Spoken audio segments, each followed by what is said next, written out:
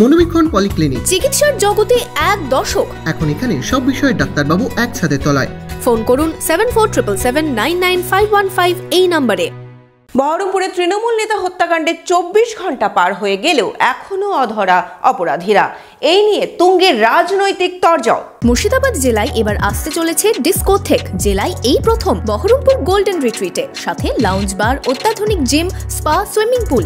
আসছে ক্লাব মেম্বারশিপের সুযোগ। Golden retreat Baharampur শহরেই 4 star deluxe premium hotel with luxury and comfort. দিনের আলোয় জনসমক্ষে রবিবার খুন হয়ে যান তৃণমূল কর্মী সত্যেন চৌধুরী। অথচ 24 ঘন্টা কেটে গেল, কাউকে গ্রেপ্তার করা হয়নি।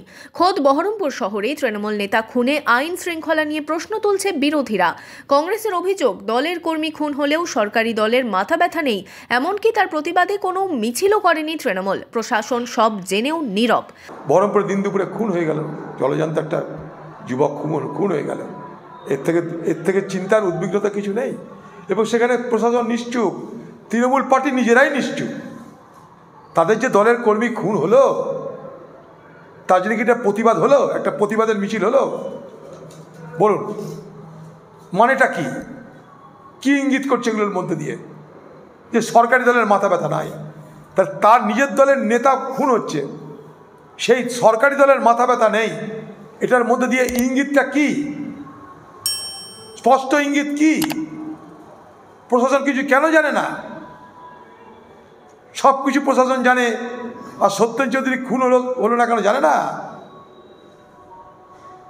ওদিকে জাকিরকে মারবার ব্যবস্থা হলো, কোনো রকমে বেঁচে গেল। এদিকে সত্যেন চৌধুরীকে মেরেই দিল, কিছুই জানে না প্রশাসন।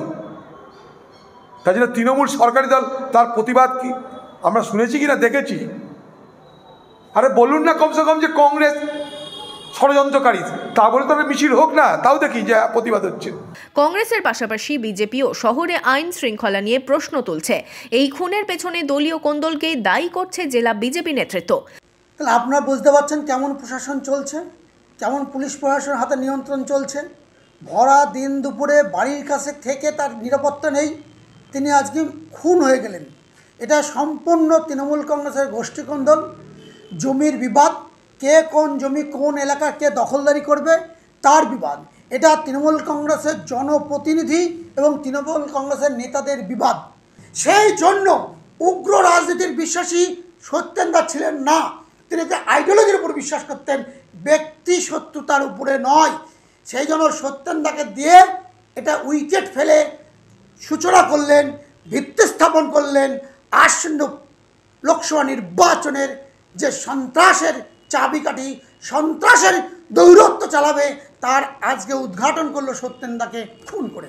যদিও তৃণমূলের দাবি খুন করেছে কে সেও যেমন ধরা পড়বে, তেমনি কারা খুন করালো তারাও ধরা পড়বে। দীর্ঘদিন ধরে খুনের রাজনীতি করে এসেছে। সেই খুনের রাজনীতি করে এসে এখন সত্যেন চৌধুরীর খুনকে নিয়ে একটা ঘৃণ্য রাজনীতির তিনি করার চেষ্টা করছেন। এত উদ্গ্রীব কেন উনি? সারা জেলা জুড়ে উনি খুনের রাজনীতি চালিয়ে গেছেন। আর এখন উনি উদ্গ্রীব, বলছে যে আমরা কিছু করছে, পাগলেও হাসবে ওর কথা শুনে, পাগলেও হাসবে।